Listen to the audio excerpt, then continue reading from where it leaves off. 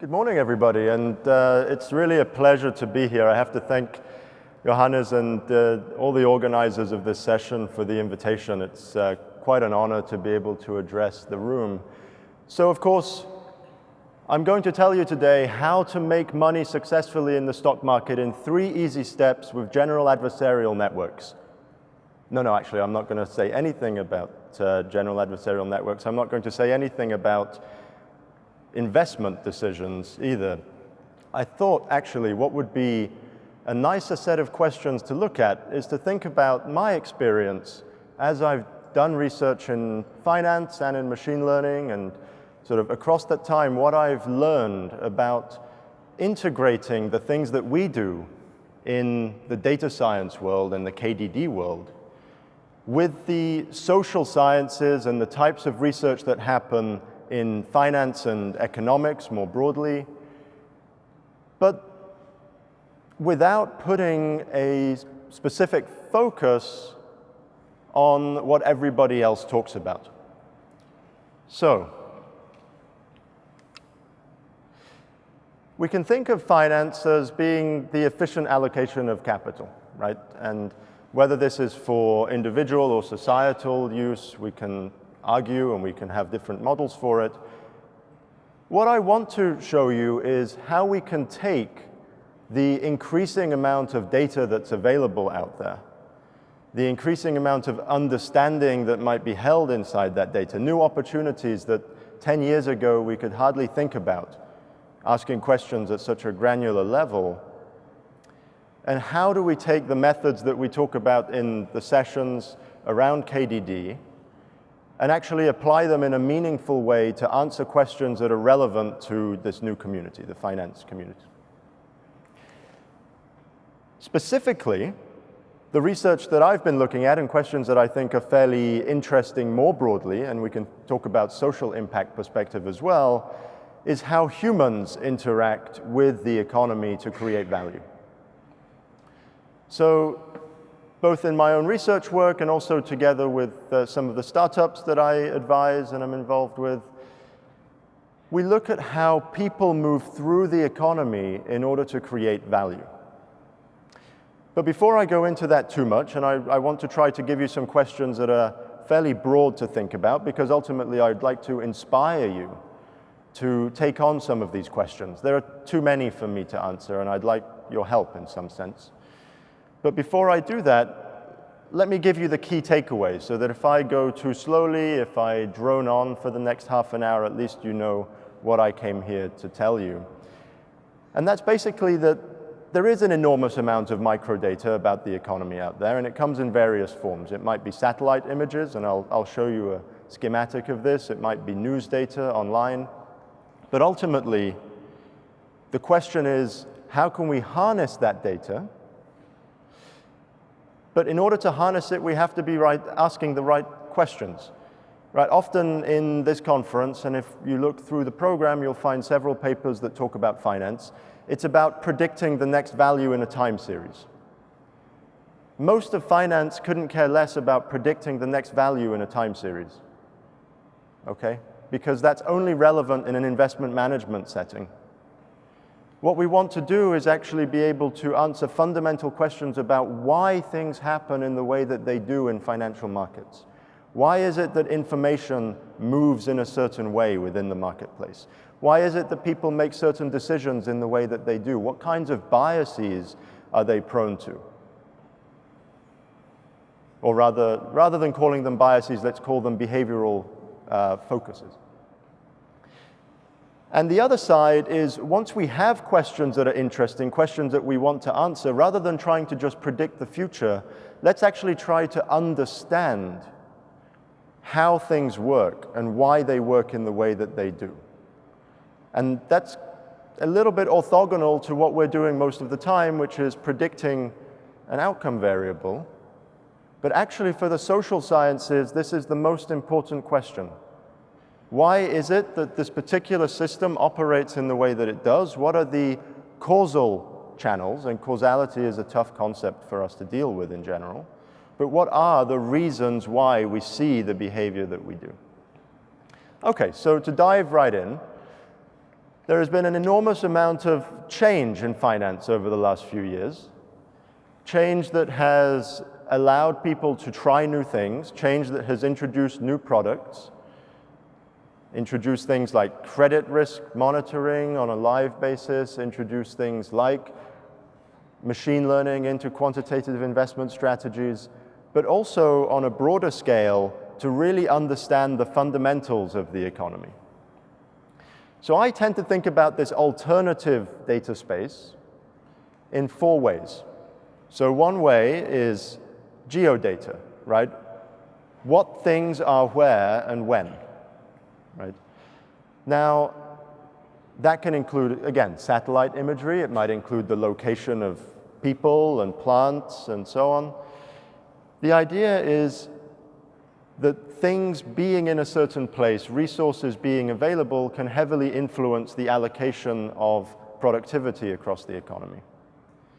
We also have a huge amount of individual data, and of course we're in the European Union, so working with individual data is difficult, but also it's difficult for a good reason. It's difficult because it's a great responsibility to be allowed to use the individual behaviors and online choices, the career histories, let's say, of individual people, and we have to safeguard that responsibility. So it's an interesting ethical question that we're also discussing at KDD over and over. Consumption data is becoming more and more available, right? You can go to Chase and you can buy transaction level data from credit card usage, right? On the demand side, that's, what is it that people want to buy? And on the supply side, we can also see much more granular shipping information globally.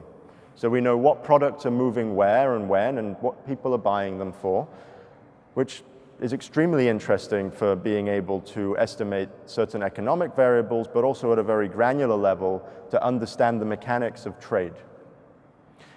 And then I'm going to bucket everything else under large-scale web data. Now, web data, let's assume that it also includes company data that is being sold for, collected through one means or another. But the web provides an enormous amount of untapped value.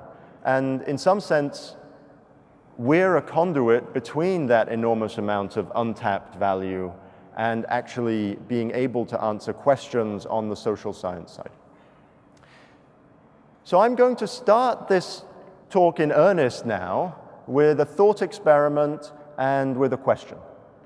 So my thought experiment is based around the fact that I believe there is a human value cycle in the economy.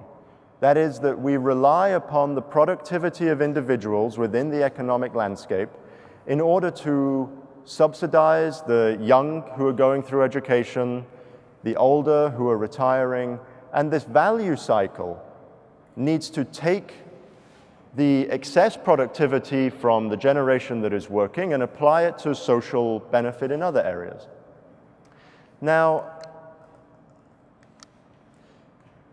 let's think about that for a moment. So if we want to be able to have a properly functioning economy, and we want to have movement of capital to the places where it's most needed, and we want this to roughly balance out, then it means that we need to actually allocate capital in a way that enforces that, right, in one way or another. So thought experiment is, and this is one of many that we can discuss, and please press me on it if you have particular questions.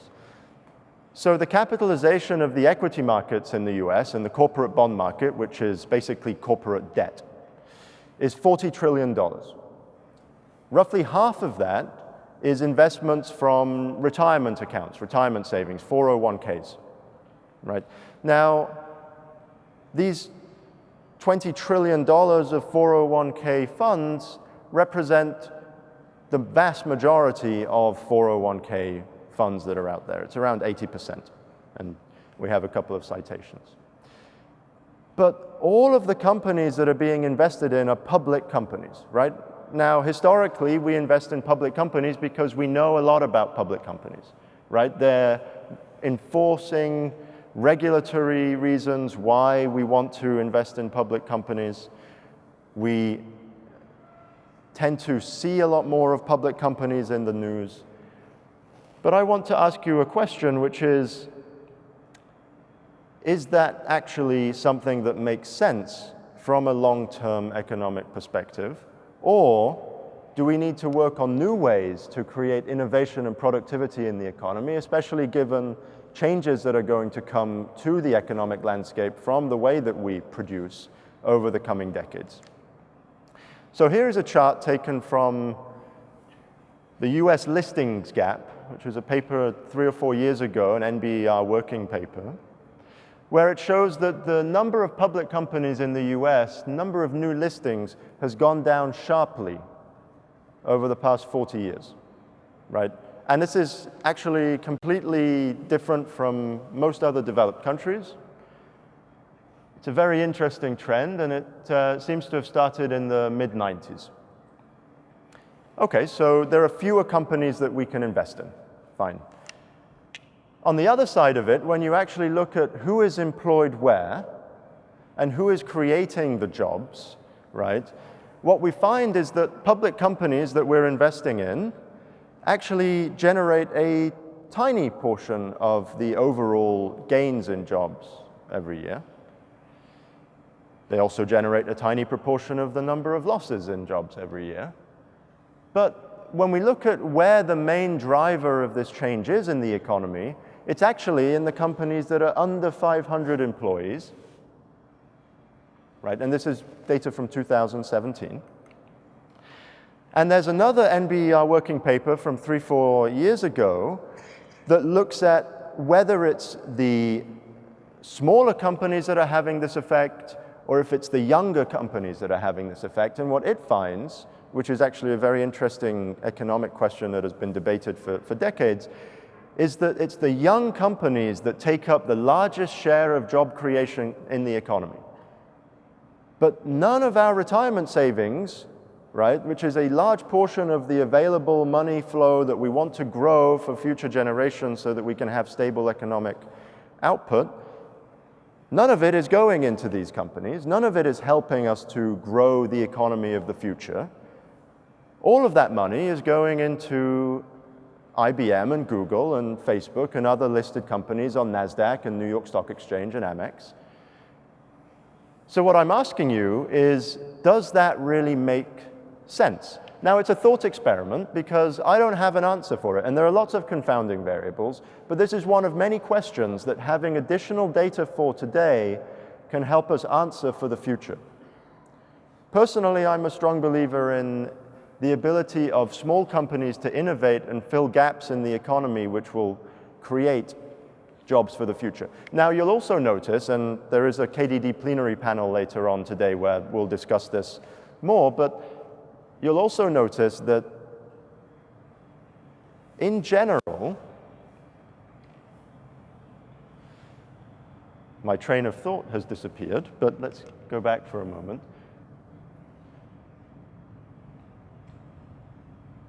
Well, actually, let's continue, since I forgot the very important thing that I was going to say to you.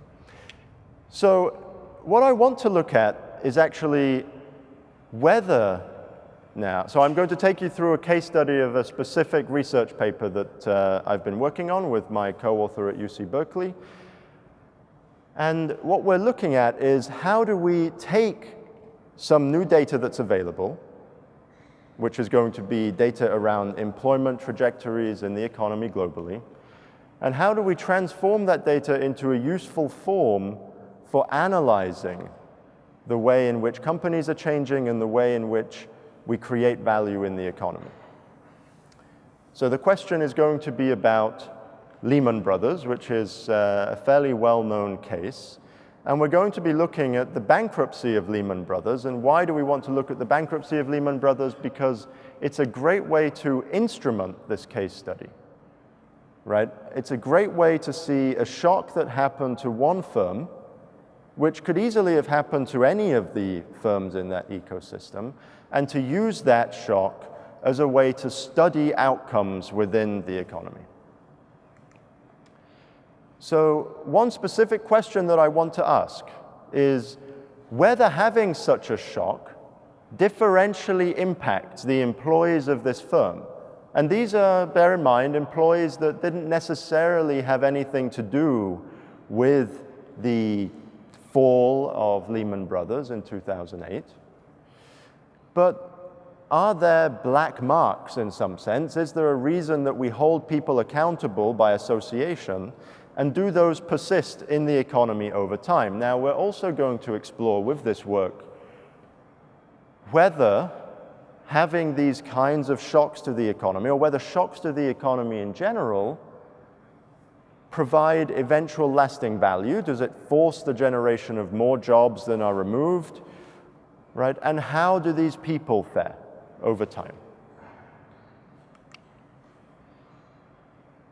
Okay, so again, effect on individual career advancement. So that's the individual person and whether they're able to do as well in future from these kinds of shocks. Of course, for Lehman Brothers and for the financial industry in general, and in fact for everybody sitting in this room in general, the labor force is highly mobile, right? We have skills that are fairly easy to transfer across a wide range of industries. It's maybe more true for people sitting in this room, but it's also true for people working in the finance industry. And as I mentioned, we're going to take the opportunity to use this sort of longitudinal data set to take a better look at the entrepreneurial aspect of this change in the economy.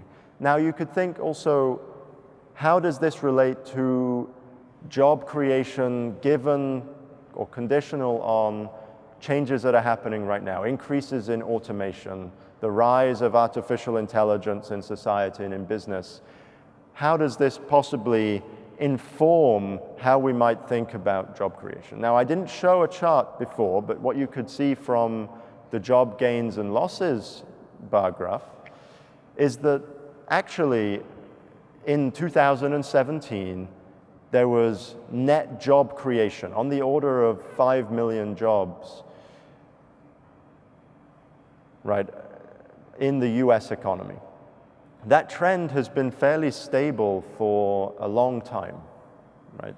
So when we think about new economic opportunity and increases in productivity and value and how that relates to jobs, and when we discuss how jobs are going to change and which jobs are disappearing, which ones are appearing, bear in mind that the data consistently for a long time has shown that the US economy in particular, and I don't have data on others, so I'm not going to make statements about others, but I would imagine that patterns are fairly homogeneous across developed countries. But in particular in the US, there has not been a loss of jobs or a jobs deficit. Certainly skills have moved across the economy, but those jobs that have been created have been filled by people, right? And those people were part of the net set of people available in the economy.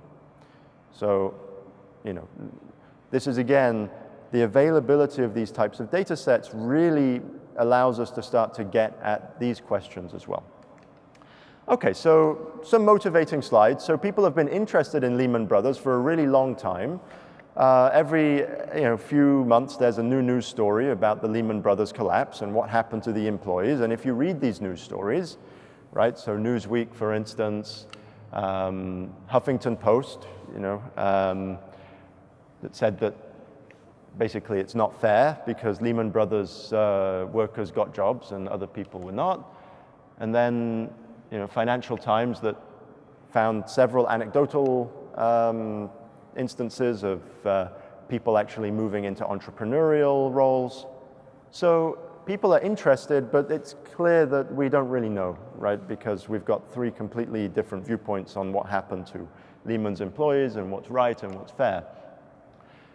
So in order to get at this question, we use a pretty large data set, again, through Cognizant, which is one of the companies I'm involved with, but also from other sources. And sources for US labor data especially are highly granular, but globally there are several very nice data sets that cover parts of Europe, cover parts of Asia, and cover the US and Latin America, which allow us to get a very granular view over how people are moving through the economy, right?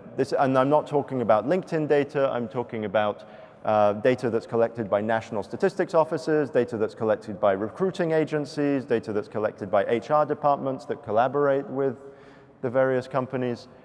And what this gives us is essentially, you can think of it as resume data, profile data for employment and skills and disciplinary actions and so on over a really long time period. So we can go back to the 1970s roughly. And this allows us to take a long line of career paths and understand them in the perspective of certain economic events, as we're doing here.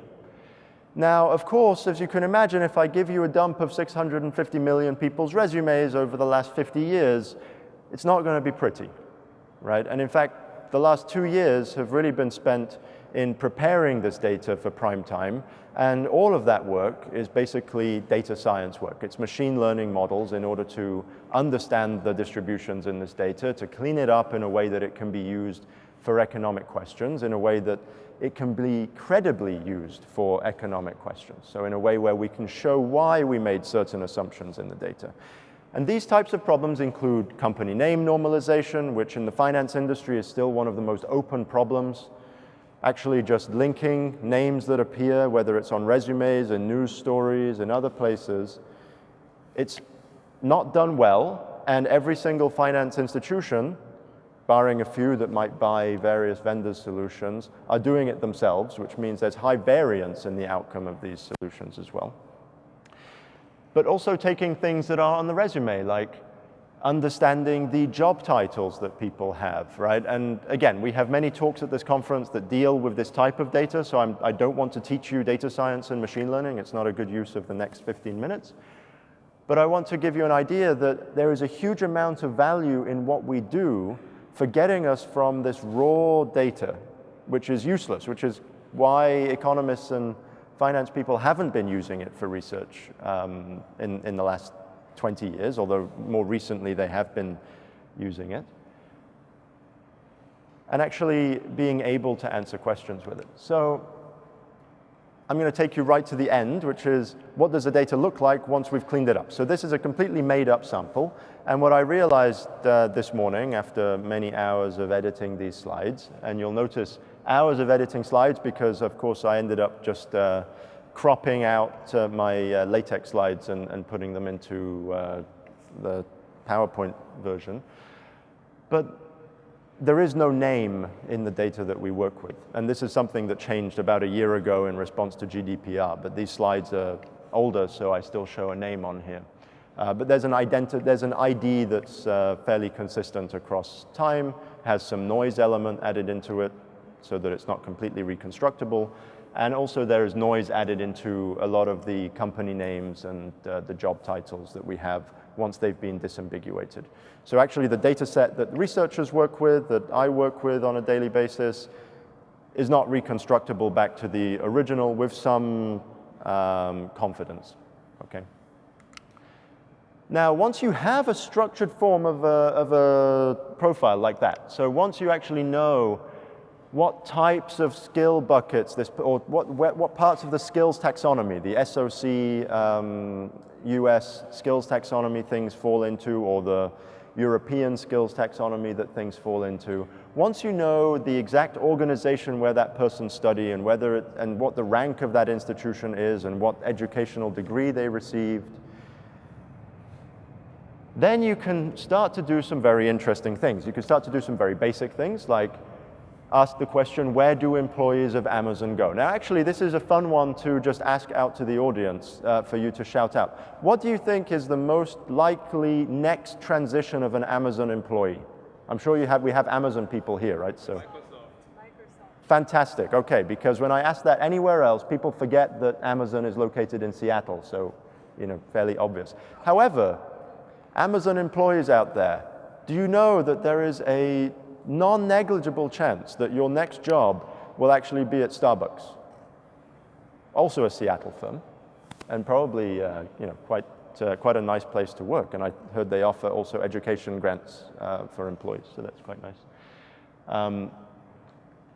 The point is we can start to look at firms from the transitions that people are making inside them, and this allows us to characterize firms in new ways, right? So traditionally we think of Amazon as being in a completely different segment from Microsoft. That's not really the case anymore, but it is the case according to the Bureau of Labor and Statistics.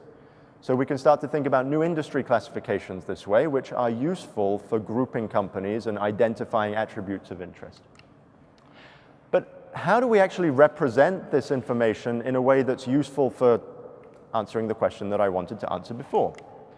So we need a graph of some kind. We need to actually prune down these enormous sets of transitions across all the companies, across all of time, 50 years, so basically all of Unix time, and actually turn that into something that we can use to study the inside of these firms. All right, so it turns out that if you call up IBM and you ask them for their hierarchy, internal organizational chart, they don't like to give it to you, right? It used to be in, maybe 20, 30 years ago, you could get one of these big charts that had the hierarchy drawn on it. Doesn't happen anymore.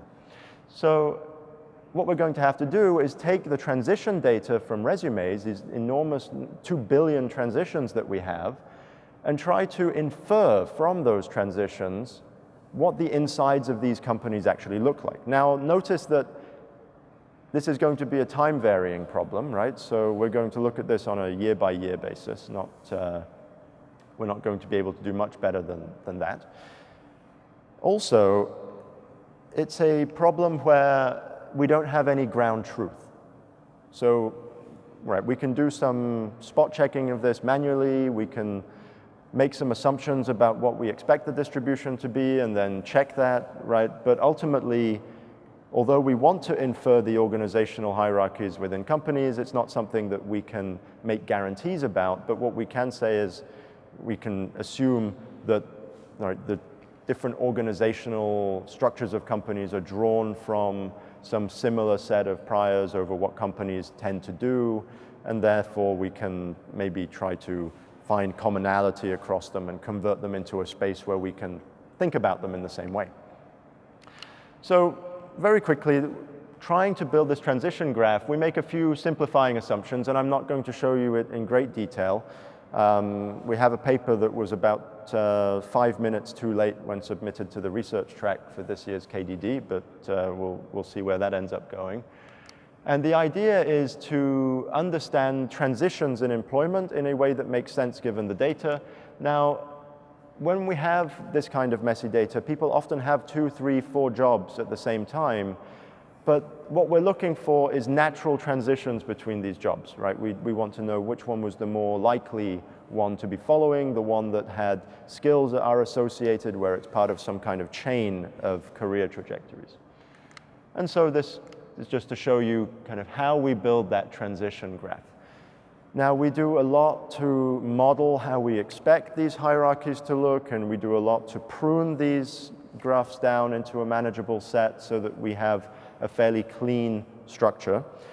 But bear with me that I can't show you all of that right now. So what can we do once we have a fairly clean graph, right? Well, then we can take some examples out of it so that I can show you, and we can cry at how male-dominated the work world is.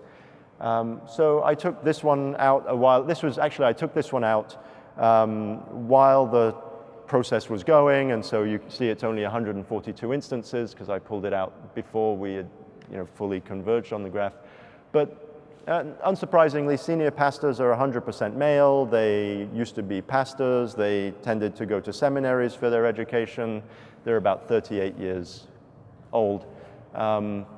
Okay, so now then I thought, well, let me find a similar job that's finance related, right? So, here's one, for example. So we've got, and unfortunately they don't quite look alike, but in any case. So managing director across the finance industry tends to be a little bit older than the pastor. They tend to stay for a little bit less time, but they're also pretty much all male, so some similarities between senior pastors and managing directors. But what have we done so far? Okay, so I've showed you a lot of data, I've talked about some interesting questions. The point I'm trying to make actually is that the greatest value to social science research, and especially economics and finance, that we can do as a community, that we can bring as a community, is the ability to transform the messy data that's available into a form that can be used to think about these causal structures that exist in the world, about the human behaviors that exist in the world, and about the kinds of processes that lead to whether it's value creation or psychological traits and so on. So I actually feel personally that this is the greatest value add that we can bring, rather than trying to predict the next value in a time series, which, by the way, we're not going to be taken seriously on by the finance community. So kind of a pointless problem to be trying to solve. But anyway, now that I've showed you where I think the biggest value is from a data science side, let me show you a little bit about then what we do on the economic side in terms of actually understanding the model and getting results out of it from an economic perspective, because I've used up most of the time talking about why I think data is important, but also having the models is important and understanding them in the right way in the right context is important. So we use very straightforward econometric techniques here, right? There's nothing fancy going on. We're going to do what's called propensity score matching because we want to identify employees of Lehman Brothers that are similar in the beginning stage, indistinguishable in fact, from other employees at different financial institutions. These are the matched set, the people who should end up having similar career trajectories if everything else were equal. We're going to do it as an event study, so we go from 2008 to 2016. It's an 8-year period. There's plenty of time for people to change their career trajectories, to make decisions, to take time off, and so on. And then we're going to estimate the effect of the Lehman Brothers collapse based on the differential between the matched employees and the non-matched employees. And for that, again, we're not going to use anything particularly fancy. We're going to use basic OLS for most of these. So how do we do the matching? The matching is based on lots of attributes. Primarily the attributes that we use are gender, age, education, and the skills of the person. There are around 200 variables that we put into this model. It's robust to kind of removing and clustering and doing all kinds of things to reduce the dimensionality. And we're trying to match to this set of financial institutions, which are the set that our data tells us are the most similar to each other at that point in time. So they had people from the same universities going there. They had people with similar interests, similar skill sets. And we're looking at a cohort within that, right? We've kind of taken a panel and we're looking at it over time that is between 1 to 5 of the closest matching employees. Okay, so we then look at what is the likelihood if you're a Lehman Brothers employee versus the other firms that you took time off in the intervening time period between 2008 and 2016. Simple question, right? But we expect that people who take time off are probably not going to perform as well in their career in future. Well, we find that actually Lehman Brothers are statistically significantly more likely, highly so, to take more time off work, more than a year or more in the 8 years afterwards. Surprisingly though, not immediately after the Lehman Brothers collapse. And this is different across different layers of the hierarchy. So people who are higher up in the hierarchy were more likely to take time off. Oh, it makes sense, right? Because they're less financially constrained, right? So they can take more time to think about what their career goals are in the long term. If you're an analyst and you come into Goldman and you're making $80,000 a year in New York City, you don't have that much financial flexibility to decide what you want to do next. Then we looked at what is the likelihood that they would shift industry. And now you can see I've really copied and pasted these from my LaTeX slides. And again, what we see is that the Lehman Brothers employees were far more likely to decide to move out of finance than the other matched employees. And again, that this was more likely at the higher ranks. However, it varies across industry, right? There are some industries where definitely it was not too different between Lehman Brothers and so on. In the professional, scientific, and technical industry, which is consulting, basically, there is a much higher likelihood that they would move into that.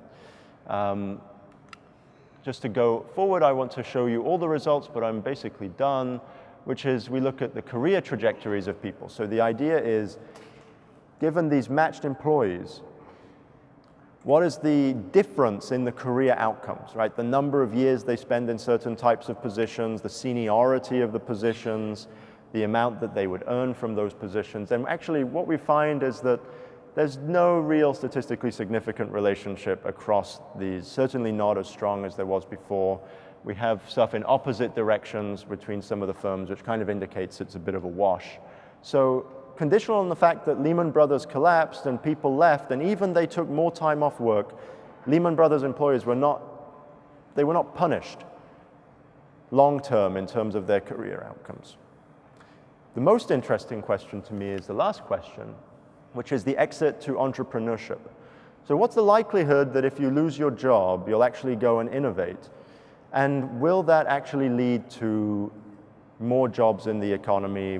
So we can't answer the more jobs in the economy part, but what I can tell you is that if you were at Lehman Brothers, the likelihood of you starting your own firm afterwards, and by own firm I mean basically having employees and being either venture-backed or growing to more than 10 employees within a year,